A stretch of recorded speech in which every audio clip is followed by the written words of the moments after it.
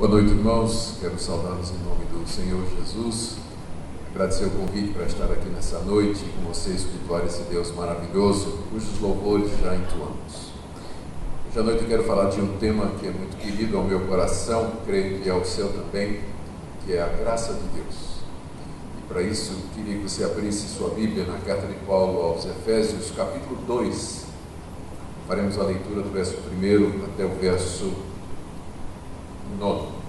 o verso 10. Efésios 2, de 1 a 10, sobre a graça de Deus.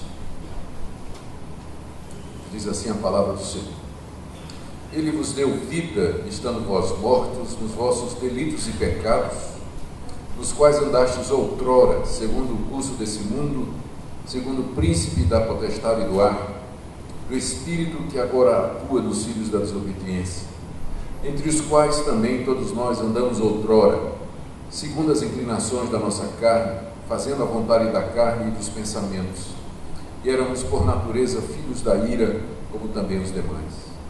Mas Deus, sendo rico em misericórdia, por causa do grande amor com que nos amou, e estando nós mortos em nossos delitos, nos deu vida juntamente com Cristo.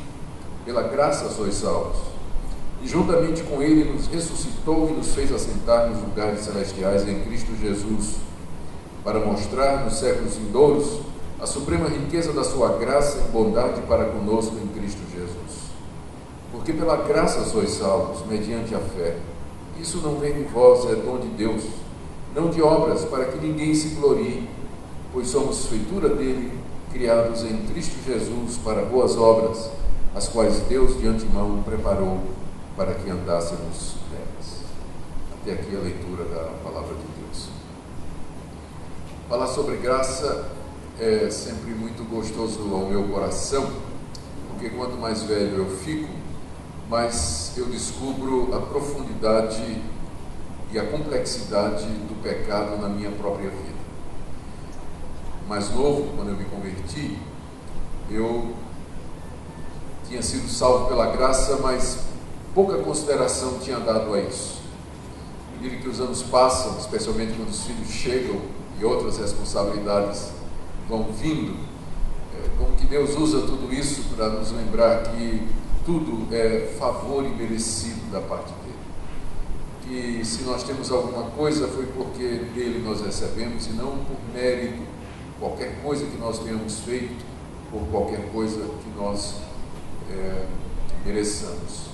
A mensagem da graça é uma mensagem que precisa ser declarada hoje na igreja evangélica, permeada por legalismos, permeada por regras humanas, permeada, infiltrada e prejudicada por criações que provêm da imaginação humana, mas sem qualquer fundamentação bíblica, e que acaba roubando a alegria, o gozo que nós temos ao descobrirmos a maravilhosa graça de Deus. Espero que nessa noite a exposição dessa parte do capítulo 2 eleve o seu coração para louvar a Deus e agradecer a Ele a sua misericórdia, a sua graça que nos foi dada na pessoa de Jesus. Paulo, quando escreveu essa carta, estava preso em Roma. Ele tinha tido notícias de que a igreja de Éfeso e outras igrejas da região estavam preocupadas com ele por causa da sua prisão. Ele então resolve escrever com alguns objetivos em mente. O primeiro era dizer que a prisão dele fazia parte do plano de Deus para a sua vida desde a eternidade. Ele, como apóstolo dos gentios, que estava preso exatamente por causa da pregação entre os não-judeus. E para fazer isso, para dizer que eles não se preocupassem, que a sua prisão estava dentro do plano de Deus, ele primeiro fala a respeito da igreja como sendo resultado da ação soberana de Deus desde a eternidade, capítulo 1, e onde ele fala como o Pai planejou, o Filho executou, o Espírito Santo aplicou, e em seguida ele ora para que os crentes compreendam isso. Depois aqui no capítulo 2, que é a parte que nós lemos, ele fala que Deus nos alcança e que Deus estabeleceu a igreja como seu povo mediante a sua graça e não por qualquer mérito que ele tenha visto em nós. Ele continua falando no capítulo 2 a respeito dessa graça na união de judeus e gentios na pessoa de Cristo. No capítulo 3 ele fala do ministério apostólico e ele é nessa parte que ele diz à igreja, aí no verso 13 do capítulo 3: portanto vos peço que não desfaleçais nas minhas tribulações por vós, pois nisso está a vossa glória. Não fiquem preocupados, não desanimem porque eu estou preso, porque na verdade isso é glória para vocês, porque eu estou preso pelo evangelho que prego entre vocês. Aí ele ora outra vez pelos Efésios, capítulo 3, de 14 em diante, e a partir do capítulo 4 ele traz algumas orientações práticas para a igreja, sobre os dons espirituais, sobre santidade de vida, sobre o lar cristão, marido e mulher, sobre guerra espiritual, e ele termina pedindo as orações dos irmãos e abençoando, como ele sempre faz em todas as cartas. Então essa parte que eu li está dentro da exposição que Paulo está fazendo a respeito da igreja. O que é a igreja? Como ela está no centro do plano de Deus, como ela ocupa papel prioritário nos alvos de Deus aqui nesse mundo. E isso ele fez, ele nos chama e nos traz para a sua igreja, para o seu povo, somente pela sua graça. A parte que eu li para vocês pode ser dividida também, estruturada em 4 partes. Na primeira parte, Paulo descreve o estado em que nós nos encontrávamos quando a graça de Deus veio a nós. Versos de 1 a 3. Depois ele fala o que é que a graça de Deus fez conosco, a mudança que isso operou, versos de 4 a 6. No verso 7 ele diz qual o propósito de Deus, por que Deus veio salvar pecadores. E nos versos 8, 9 e 10 ele faz 3 conclusões e aplicações de tudo isso. Queremos seguir essa mesma estrutura e ao final fazer uma aplicação da nossa vida e do nosso coração. Primeiro, Paulo descreve qual era a nossa situação quando o Evangelho nos alcançou. Está aí do verso 1 até o verso 3. A primeira coisa que ele diz, verso 1, é que nós estávamos mortos nos nossos delitos e pecados. Verso 1, ele vos deu vida, estando vós mortos nos vossos delitos e pecados. Paulo usa aqui a figura da morte, de um cadáver, para descrever o estado da pessoa sem Deus. Quem não recebeu vida, e vida aqui não é vida biológica, é vida espiritual, dada pelo Espírito de Deus, quem não recebeu vida espiritual, ele está morto diante de Deus. Morto. Como pastor, eu já tive a oportunidade, infelizmente, de fazer muitos ofícios fúnebres. E nunca me acostumei com a morte. Você vê aquela pessoa com quem você conviveu, com quem você conversou, com quem tomou um café, ali deitada com aqueles 2 chumacinhos de algodão no nariz, né? Daquele cômodo, a gente fica quase querendo tirar para a pessoa respirar. E a gente vê a esposa chorando, as lágrimas caindo no rosto da pessoa, ela não sente, não ouve o choro dos filhos que deixou para trás, dos amigos, o carinho da esposa que está se despedindo, ele não sente, ele não ouve, ele não vê absolutamente nada. E é essa a figura que Paulo usa aqui para descrever o estado do homem diante de Deus. Ele está morto, ele não ouve Deus, ele não vê a Deus, ele não sente Deus. Ainda que Deus aparecesse diante dele, ele não veria, ele não ouviria e ele não sentiria, porque ele está morto. E fala de livre-arbítrio agora. Está morto. Mortos não tomam decisões, mortos não escolhem, mortos não se movimentam, mortos não tomam iniciativa, eles estão mortos. E a causa da morte, Paulo diz aqui, são os nossos delitos e ofensas diante de Deus. Ecoando o que ele falou em Romanos 3, o salário do pecado é a morte. Os nossos pecados são a causa da morte espiritual diante de Deus. Pecado é a transgressão da lei de Deus. É você fazer o que Deus proíbe que você faça, ou deixar de fazer aquilo que Ele diz que você tem que fazer. E como todos pecaram e carecem da glória de Deus, segue-se que todos estão mortos diante de Deus. Esse é o estado da humanidade diante de Deus.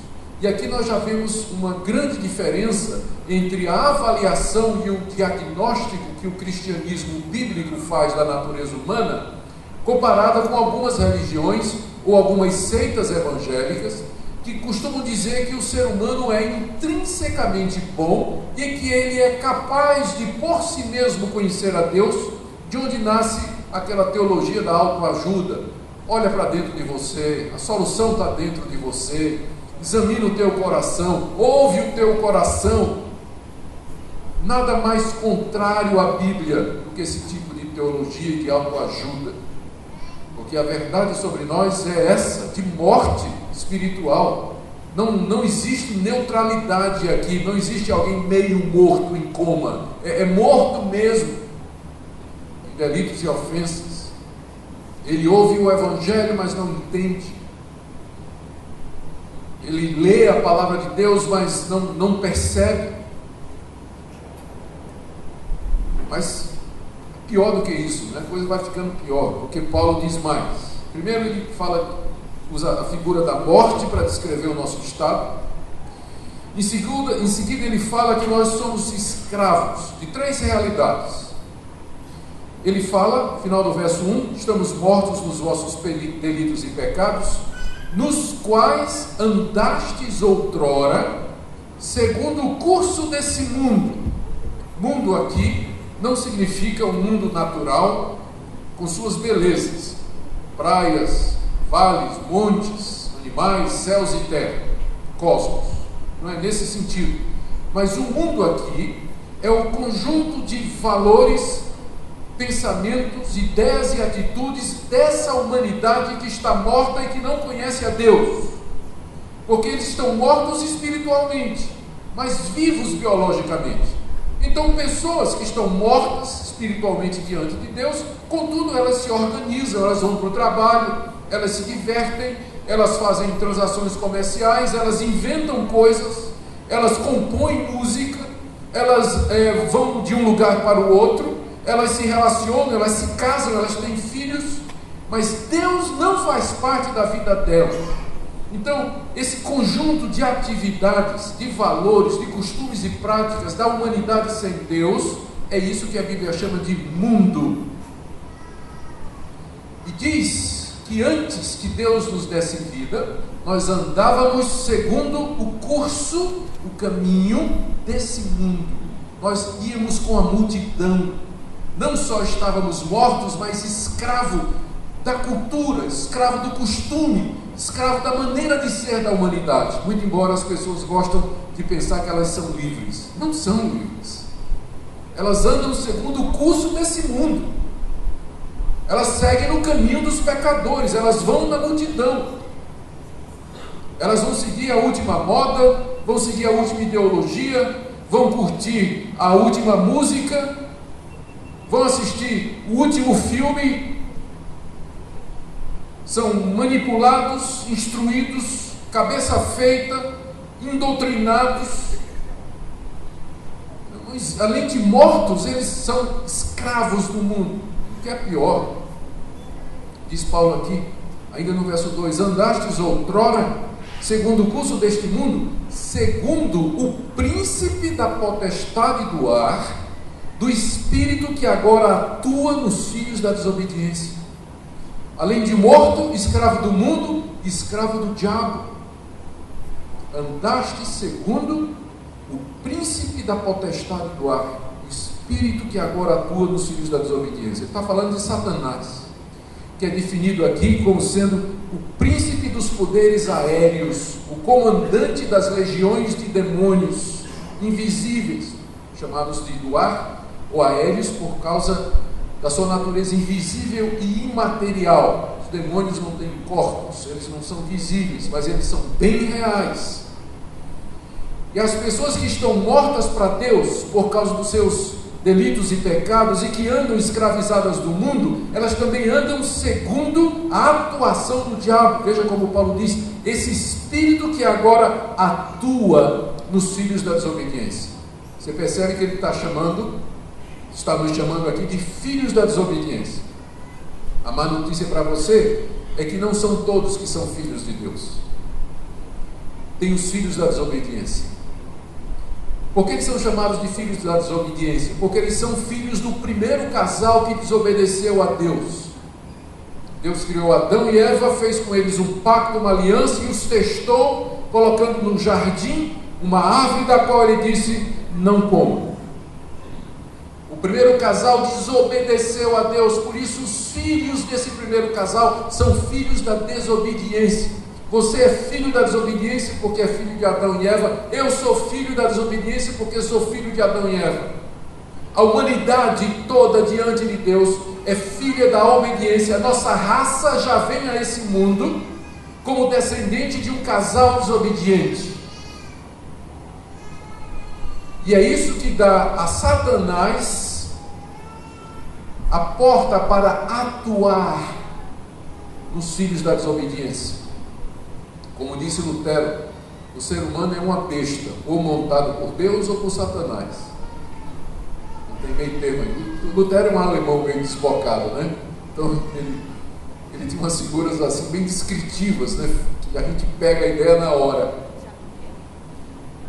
Se você não recebeu vida, você está morto para Deus, é escravo do mundo, e quem atua em você é o príncipe da potestade do ar, o espírito que atua nos filhos da desobediência. Enquanto que nos filhos de Deus, quem atua é o Espírito Santo, nos filhos da desobediência, quem atua é o príncipe das potestades aéreas, Satanás. Não há neutralidade aqui, você não está isento, livre da atuação desses espíritos. Morto, escravo do mundo, escravo de Satanás, e vai ficando pior. Verso 3: entre os quais também todos nós andamos outrora, segundo as inclinações da nossa carne, fazendo a vontade da carne e dos pensamentos. A terceira escravidão é a escravidão à nossa natureza pecaminosa, que Paulo chama aqui a vontade da carne e dos pensamentos, as inclinações da carne. Antes que Deus nos alcançasse, nós vivíamos para satisfazer os desejos da carne, os pensamentos carnais, as inclinações da nossa natureza corrompida. Ou seja, de fato não tem liberdade. Eu sei que as pessoas gostam de dizer assim: eu não quero aceitar Jesus e ser evangélico porque eu quero ser livre. Lê do engano, meu amigo. Você é escravo. Você não percebe isso? Você é escravo desse mundo, do príncipe das potestades do ar. Você vive para satisfazer os desejos do seu coração. Tente se livrar dos seus vícios por você mesmo. Tente mudar de vida por você mesmo. Coloque uma lista de coisas boas que você resolve fazer daqui em diante e veja se você não quebra essa lista toda em uma semana. Essa é a nossa situação. Mortos, escravos do mundo, do diabo e da carne, da nossa natureza, como filhos da desobediência. A nossa natureza é inclinada ao mal. Ela anseia o mal, ela deseja aquilo que é contrário a Deus. Essa é a nossa situação.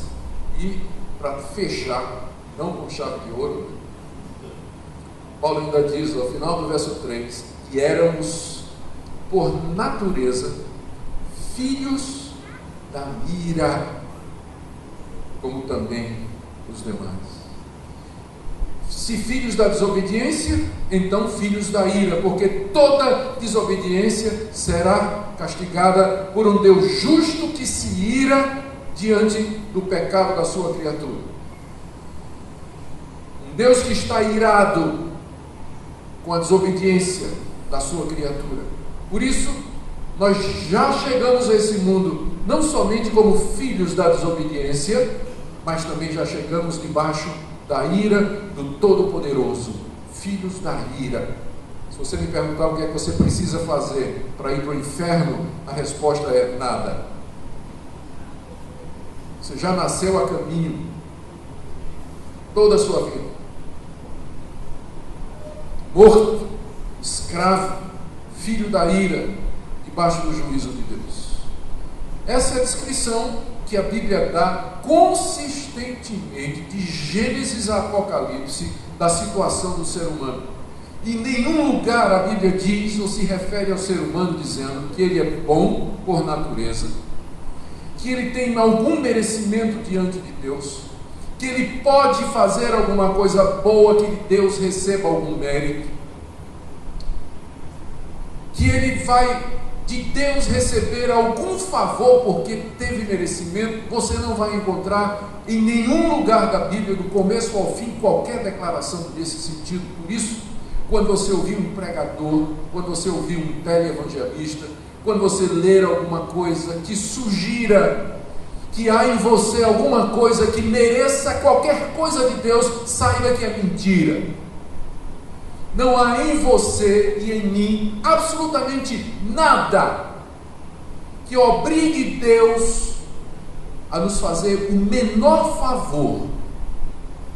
Se Deus deixasse a humanidade toda ir para o inferno, Ele não estaria sendo nada mais do que simplesmente justo. Ele não estaria tirando o direito de ninguém.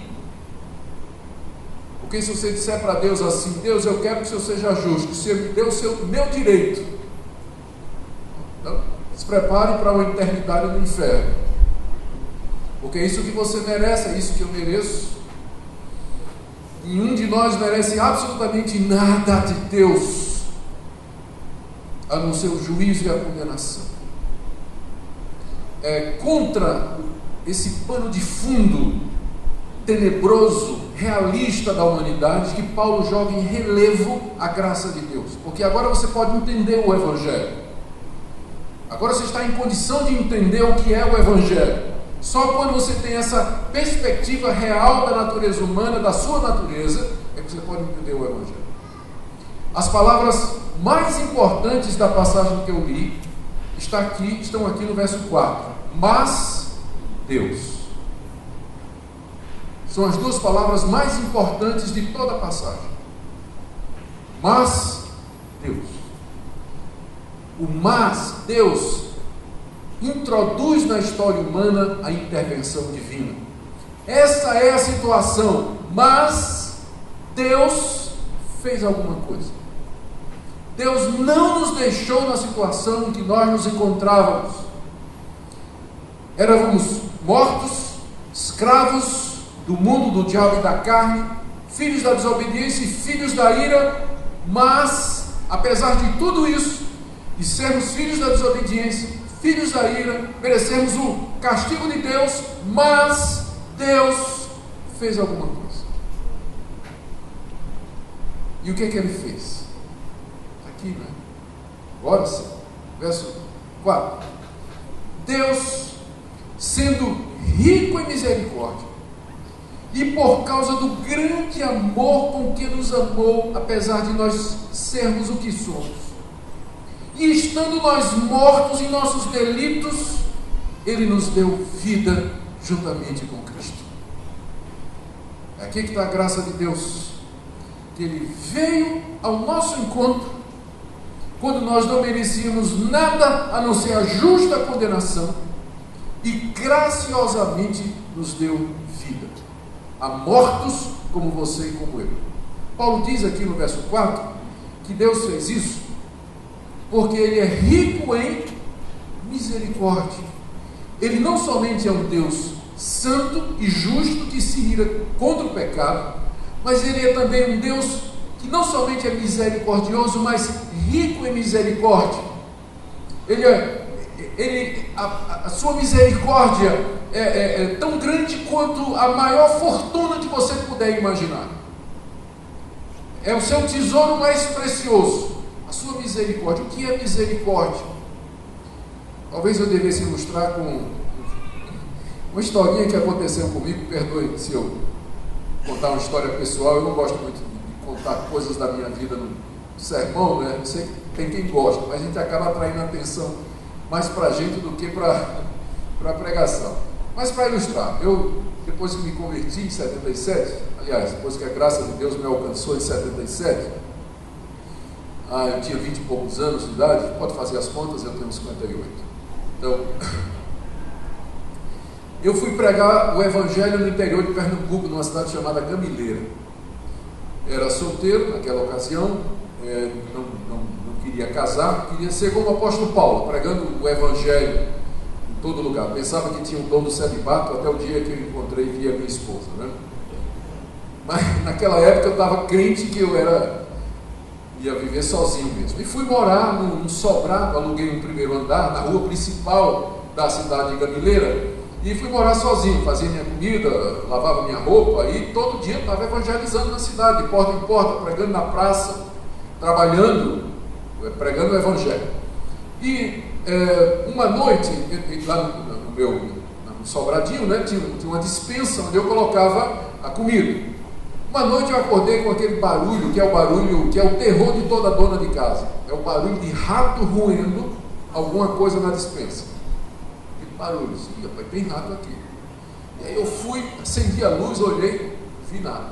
Mas encontrei a prova do crime. Ele já tinha roído, começado a entrar num saco de arroz, alguma coisa lá, estava lá mordido. Sabe? Tudo bem. Na noite seguinte acordei da mesma forma. Barulho de rato. Eu vou na despensa, olho, procuro, nada. O criminoso sumiu, mas deixou a prova do crime. Ele tinha ruído mais alguma coisa. E assim, durante uma semana, eu não conseguia dormir. E não conseguia encontrar o rato. E aí, a coisa ficou ruim porque ele começou a roer meus livros. Aí eu disse, agora é guerra. Agora é guerra. Começou a roer meus livros. E eu falei com o pessoal da cidade, né? Eu comprei uma ratoeira. Preparei a ratoeira, o cadastro de queijo, deixei lá. No dia seguinte fui lá na ratoeira, o queijo tinha ido embora e a ratoeira não tinha disparado.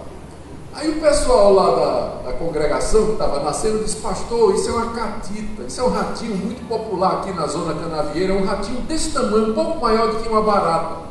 O senhor não vai pegar ele com essas ratoeiras não, você tem que comprar uma ratoeira pequena do tamanho de uma caixa de fósforo para você pegar. E eu saí procurando essa ratoeira e encontrei. Preparei a ratoeira, eu já estava várias noites sem dormir direito. Na minha cabeça eu tinha imaginado todos os métodos possíveis de tortura com que eu ia matar aquele rato. Preparei a ratoeira e coloquei. Fiquei esperando.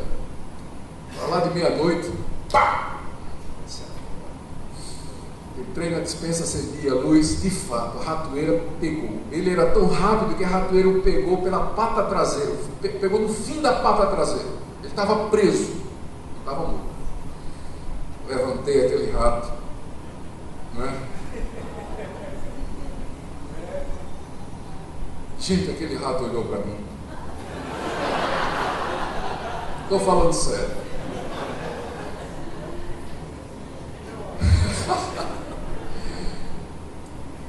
Naquele instante, alguma coisa aconteceu no meu coração, que eu deixei o rato ir embora. Eu nunca encontrei uma explicação melhor para misericórdia do que essa. É exatamente isso. Deus nos apanha com a boca na botija, criminosos, presos no ato, presos em flagrante. Deus olha para nós e diz, eu não vou te dar o que tu mereces, mas ao contrário, eu vou te dar a libertação. E é isso que é misericórdia, é quando Deus não nos trata conforme merecemos, mas segundo o seu muito amor com que nos amou. Como Paulo diz aqui no verso 4, não é? Muito amor, grande amor com que ele nos amou. A Bíblia diz que Deus ama o mundo, há um amor geral de Deus pela humanidade, mas Ele ama os seus com grande amor. É um amor especial de Deus para com o povo que Ele escolheu, elegeu e predestinou e que Ele decidiu salvar. esse grande amor de Deus, porque Ele não faz isso com todos. Ele não livrou a todos da ratoeira. Ele livrou os que quis, e não está sendo injusto, porque nenhum merece ser livre da ratoeira. Você não merece, eu não mereço. Portanto, Deus não está sendo injusto com você se Ele não lhe salvar. Ele estaria sendo injusto se Ele tirasse o seu direito. Você não tem nenhum direito nenhum. Então, por causa do muito amor com que Ele nos amou, Paulo ainda ressalta, repetindo o que ele já tinha dito antes, no verso 5.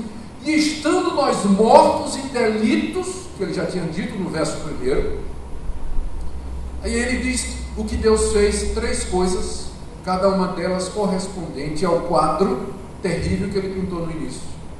Primeiro, nos deu vida. Nós estávamos mortos, mas Deus, em misericórdia, nos deu vida.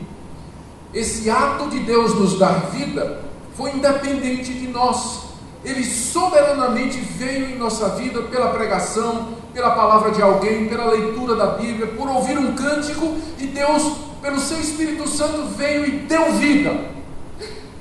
E você acordou, creu, se arrependeu e disse: é isso que eu quero seguir esse Deus, seguir esse Cristo. Foi um ato soberano de Deus, não foi porque você mereceu nada, não foi que você se converteu, você se converteu porque Deus antes lhe deu vida, senão você não teria se convertido. Você só creu porque Deus antes lhe deu vida, senão você não podia crer. Deus primeiro vem e ressuscita o pecador, e o pecador se arrepende, crê e volta para Deus e para Cristo. Isso é um ato soberano, gracioso, misericordioso, não é baseado em mérito, porque não existe mérito, não tem, é graça. Ele nos deu vida quando nós estávamos mortos. Mortos não se ressuscitam. O poder para a ressurreição tem de vir de fora. E a nossa salvação não está dentro de nós, mas fora de nós. Ela vem de fora e nos alcança. Ela não procede de dentro. Ela não procede de nós ou de qualquer coisa que façamos. Primeiro, Ele nos deu vida, reverte a morte. Segundo, veja só, não parou aqui. Ele continua. Verso 6. E juntamente com Cristo nos ressuscitou. A ressurreição do Senhor Jesus é o fato central da mensagem do Evangelho, acoplado à sua morte. Na ressurreição, Cristo vence a morte. Ele se liberta dos grilhões da morte. A ressurreição espiritual, que é o que acontece quando Deus nos dá vida, nos livra das prisões do mundo, de Satanás e da carne. Nós somos agora ressurretos espiritualmente. Não somos mais escravos do mundo, de Satanás e da carne.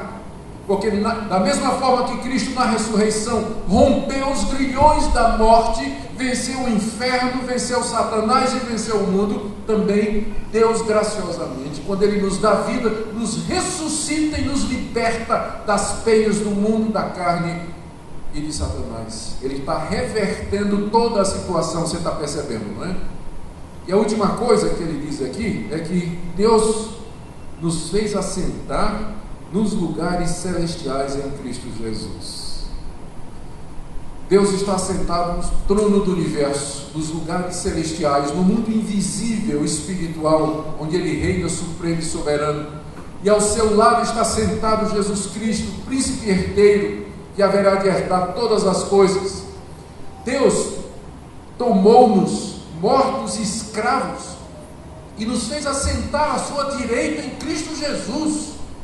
Nós éramos filhos da ira e filhos da desobediência, e agora somos filhos de Deus, porque o filho senta à direita do rei, o príncipe herdeiro. Estar assentado à direita de Deus significa tomar o lugar do filho de Deus, estar assentado como filho de Deus. Deus reverte completamente aquela situação que Paulo descreveu nos versos 1, 2 e 3. É isso que o Evangelho faz. É isso que é a boa notícia. do Evangelho de Cristo Jesus. Por isso que o Evangelho é a resposta para o problema do homem, não há outra. Porque todas as outras respostas partem do pressuposto que o homem contribui ou pode fazer alguma coisa. Parte de uma visão errada do homem. É somente quando você tem certeza, quando você tem um diagnóstico do problema, que você pode então entender a solução. E só tem um remédio para o problema humano: Cristo e Ele crucificado. E a salvação, libertação e a vida que Deus nos dá com Ele. Fora disso não há expectativa de esperança, ou esperança de salvação para você ou para mim. Então, já vimos, primeiro, a descrição que Paulo faz da raça humana. Segundo, a misericórdia de Deus, mas Deus, essas duas palavras são as mais importantes, porque elas sinalizam uma reversão da situação graciosamente por Deus. E Paulo diz por que Deus fez tudo isso, no verso 7. E aqui a gente se surpreende cada vez mais. Deus fez isso para mostrar, estou lendo o verso 7, para mostrar nos séculos vindouros a suprema riqueza da sua graça em bondade para conosco em Cristo Jesus. Esse é o motivo pelo qual Deus salvou pecadores como vocês e como eu. Não é porque Ele viu em nós alguma coisa, é porque Deus estava querendo mostrar nos séculos vindouros, eternidade afora, o quanto Ele é gracioso. Porque Deus faz todas as coisas para a sua própria glória. E a razão pela qual Ele salva pecadores não é porque pecadores merecem, mas Ele faz isso para mostrar como Ele é bom, como Ele é bom, como Ele é gracioso, como Ele é misericordioso, para que nós o adoremos a eternidade afora. Ele fez isso para mostrar nos séculos vindouros a suprema riqueza da sua graça em bondade para conosco em Cristo Jesus. Esse é o nosso Deus. Misericordioso, compassivo, bom, gracioso, que faz tudo isso para a sua própria glória. Se eu procurar a minha própria glória, eu estarei pecando. Buscar a própria glória é pecaminoso entre seres humanos, porque sempre haverá um ser humano melhor do que eu. Sempre haverá um melhor do que você. Sempre haverá alguém que faz o que você faz melhor. Então, nunca nós podemos nos gloriar, nos exaltar, nos exibir como se nós fôssemos o top de qualquer coisa, porque não é verdade. Sempre haverá alguém. Mas é próprio de Deus se vangloriar e gloriar-se, porque não tem ninguém que se compare a Ele. Então, Ele não, usando uma linguagem humana, Ele não pode ter outro motivo para fazer as coisas a não ser a sua própria glória, porque Ele é único. Não há outro Deus semelhante a Ele. É próprio de Deus buscar a sua glória, e nisso Ele não está sendo egoísta. Ele está agindo de acordo com sua natureza santa, divina, perfeita, eterna, imutável. É isso que Ele é. Ele faz tudo isso para a sua glória. E aqui está também a razão da nossa existência e o motivo para nós vivermos, para a glória desse Deus, porque é isso que nós vamos fazer nos séculos vindouros, glorificá-lo pela grandeza da sua graça e bondade para conosco em Cristo Jesus. Se você já não faz isso agora, é um sinal de que você não vai fazer na eternidade. Se o seu coração não se enche de gratidão a Deus pela sua salvação, pelo perdão de pecados e pelo Evangelho, alguma coisa está errada, porque é esse o resultado de quem foi alcançado pela graça. Paulo tira 3 conclusões aqui. Verso 8, primeira conclusão: porque pela graça sois salvos mediante a fé. Isso não vem de vós, é dom de Deus. Primeira conclusão: você é salvo pela graça mediante a fé. A fé é a mão que se estende para receber graciosamente a salvação que nos é dada por Deus. E Paulo diz que até a fé é um dom de Deus. Você leu aqui?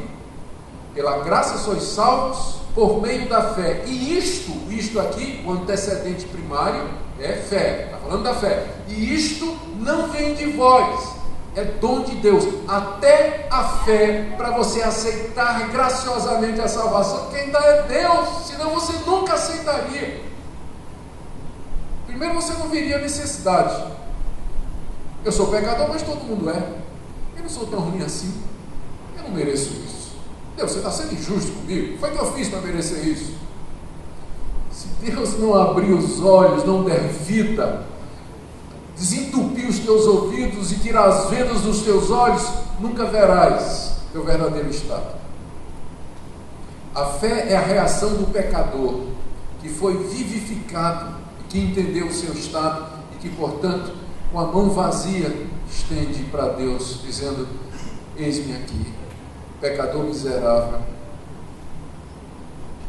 A mão da fé que recebe a dádiva de Deus. Por isso, o cristianismo é diferente de todas as outras religiões. Nas outras religiões, você faz alguma coisa para poder merecer o favor da divindade. No cristianismo, a divindade primeiro nos salva, graciosamente, e depois diz: agora você vai viver de acordo com a minha vontade. Em outras religiões, você tem que fazer alguma coisa para merecer ser filho dos deuses. No cristianismo, Deus primeiro nos faz seus filhos, e depois diz: viva de acordo com isso. Viva de acordo com isso, a graça de Deus. Então, pela graça sois salvos. Não é por mérito, não é porque há em você alguma coisa a mais do que há nos outros, mas é pela graça e pelo favor de Deus. Segunda conclusão de Paulo, está aí no verso 9: não de obras, para que ninguém se glorie. Se a salvação, se o perdão de pecados, se sair daquela situação descrita aqui nos 3 primeiros versículos, fosse alguma coisa que eu obtivesse pelas minhas obras aqui é o esforço humano em prol da sua própria redenção. Então eu no céu teria o direito de bater no peito e me gloriar, dizendo: eu cheguei aqui porque mereci. Mas Deus não divide a glória dele com ninguém, ele não vai dividir com você. A salvação é pela graça, para que ninguém se glorie, para que não haja ninguém dizendo que mereceu ou que é melhor do que os outros. Por isso, preste atenção, um crente arrogante é uma contradição em termos. Ou ele é crente ou ele é arrogante. Porque se ele é crente e foi salvo pela graça, ele não tem de que se gloriar. O que é que você tem que não recebeu? Então, se existe um povo no mundo que deveria ser o povo mais humilde e agradecido do mundo, são os cristãos. Mas por que a gente vê tanto crente reclamando da vida? Nada presta para eles, está tudo errado. Reclama do marido que Deus deu, da esposa que Deus deu, dos filhos que Deus deu, dos pais que Deus deu, do emprego, da saúde, do corpo, se acha feio, se rejeita, e cria ressentimento, mágoa, descontentamento. Será que você não entendeu que só o fato de você estar vivo é graça de Deus? De você respirar é graça de Deus? Que seu coração está batendo agora é só favor de Deus? Deus fez isso para que ninguém se glorie e todos sejam gratos. Gratidão deveria ser a marca da igreja. É a marca da sua vida. Gratidão por qualquer coisa, menor coisa, até nas angústias, na dor e no sofrimento. Dizer: eu sei que se isso me alcançou, é porque esse Deus gracioso que me amou com um amor tão grande permitiu para o meu bem, para que ninguém se glorie. Terceira conclusão de Paulo: porque somos feitura dele, somos feitura dele. A palavra feitura no grego, como é muito conhecido, todo mundo sabe disso, é a palavra poema, ou poema no grego, do verbo poiel, fazer, de onde vem a palavra poema. O poema é uma obra de alguém que fez a organização, a metrificação, a rima, compôs as frases. Nós somos o poema de Deus, a feitura dele. Ele nos compôs, ele nos fez, ele nos amou, ele nos chamou, ele organizou esse plano maravilhoso de salvação. Somos feitura dele. Verso 10: criados em Cristo Jesus para as boas obras.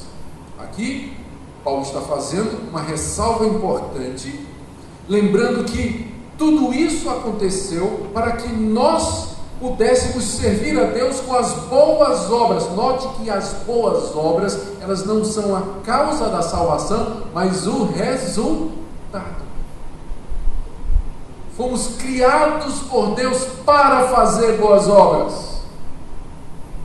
Boas obras aqui: amar o próximo, cuidar dele, respeitar, ajudar, obedecer a Deus, fazer o que é certo, contribuir em tudo para o bem-estar e a vida daqueles que estão no meu redor. E olha o que aqui Paulo diz, no final do verso 10: boas obras, as quais Deus de antemão preparou para que andássemos nelas. Até as boas obras do crente já foram preparadas por Deus. É graça do começo ao fim. Até as boas obras que você faz depois de crente, você faz porque Deus já preparou. Ele toca o seu coração, Ele dá graça, força e misericórdia. A gente é salvo pela graça, santificado pela graça, vive pela graça, e pela graça seremos levados à glória. É graça do começo ao fim, para que ninguém se glorie. Eu quero terminar com algumas aplicações. Primeira palavra, eu quero dirigir a quem está aqui nessa noite e que ainda não entendeu ou não foi alcançado pela graça.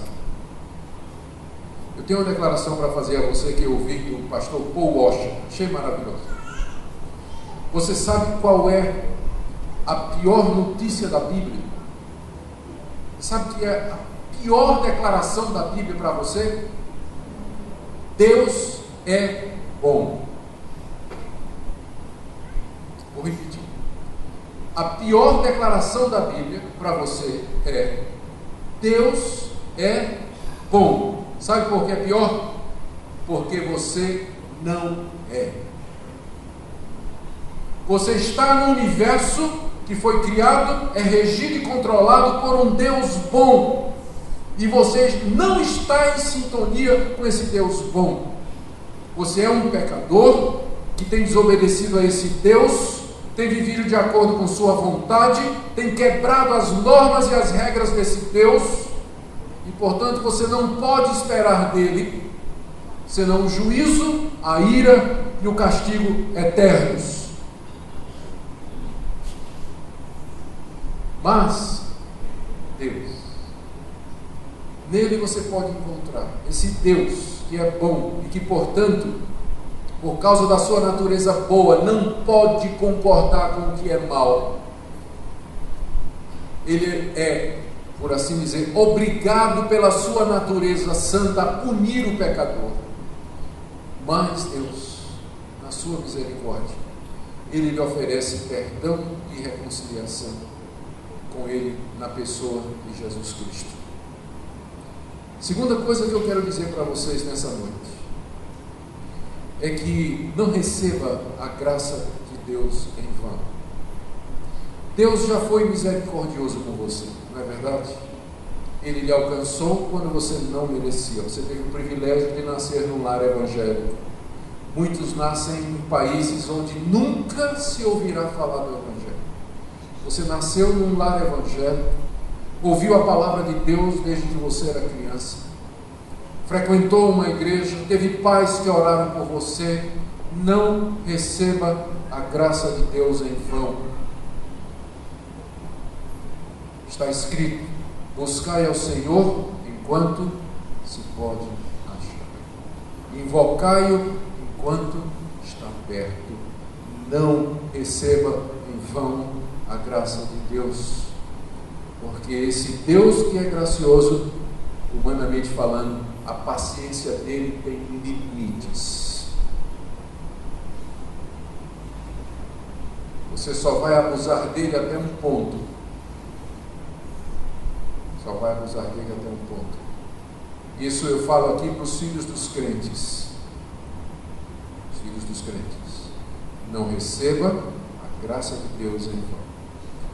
Terceira coisa que eu quero aplicar para vocês.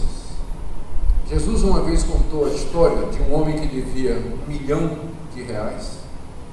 Foi convocado diante do rei, não tinha por que pagar, e o rei graciosamente o perdoou da sua dívida. Saindo de lá, ele encontrou um amigo que lhe devia R$100, pegou pelo pescoço, levou para o tribunal e processou, e queria lançar na prisão ele e a família dele. E foram contar ao rei o que tinha acontecido. O rei chamou o cidadão e disse: seu ingrato, eu te perdoei uma dívida de R$1 milhão, e você não devia perdoar o seu semelhante que lhe devia R$100. Eu quero que você pense nessa noite nas pessoas com quem você está irado, magoado, aborrecido, com quem você não quer falar, com quem você rompeu relações, e você se lembre do seguinte: Deus lhe perdoou tudo isso que você devia para Ele. O que é que Deus espera de você? Misericórdia, não é? Compaixão, reconciliação, perdão. Senão Ele vai lhe tratar exatamente como na parábola. Diz lá que o rei pegou aquele servo ingrato e o lançou na prisão até que ele pagasse o último centavo. Não receba a graça de Deus em vão. E lembre que ela foi dada para que você e eu vivêssemos em boas obras. Última palavra. Talvez você diga assim: eu não mereço nada de Deus, eu estou me sentindo culpado, estou me sentindo mal, Deus jamais vai pensar em mim. Você tem razão, você era para estar se sentindo mal mesmo, você é pecador, é para se sentir culpado mesmo, porque você pecou. Mas a boa notícia é a graça de Deus que foi dada para pecadores como você e para mim. Não importa o tamanho do seu pecado, a profundidade do enrosco em que você se meteu, Deus é craque em salvar pecadores. Essa é a especialidade dele. Ninguém faz isso tão bem quanto ele. Ele pode salvar você, ele pode transformar a sua vida, tirar você do enrosco, libertar você dessa situação. O que ele nos faz é nos chamar pelo Evangelho, como nessa noite você está sendo chamado, para que você ouça esse Evangelho, para que você creia nesse Evangelho, e assim você viva e receba o perdão e a misericórdia. Amém? Amém. Que Deus maravilhoso, que graça e misericórdia, que graça e misericórdia Ele tem tido para conosco. Meus irmãos, retenhamos a graça com temor, como diz o escritor de Hebreus, pela qual servamos ao nosso Deus com alegria, porque Ele é fogo devorador. Fogo devorador. É um Deus a quem nós devemos temer, ser gratos e servir de todo o coração. Ó Deus bendito, abençoe esse povo que acaba de ouvir a mensagem da graça, a mensagem do Evangelho. Senhor, se tem pessoas aqui que estão na ilusão de que merecem alguma coisa, que isso seja dissipado hoje de uma vez por todas, que elas possam perceber o seu estado diante de Ti, e que possam, com o coração regenerado, revivificado, ressurreto, abraçar a Jesus, a revelação maior da Tua graça e da Tua misericórdia. Olha para o caído, para o abatido, levanta pela mão. E se há aqui gente que ainda pensa que merece alguma coisa, ó Deus, nessa noite mostra a verdade no seu coração e na sua mente, para que somente Jesus seja glorificado, Ele que é o Salvador de pecadores. No nome dele é que nós oramos. Amém.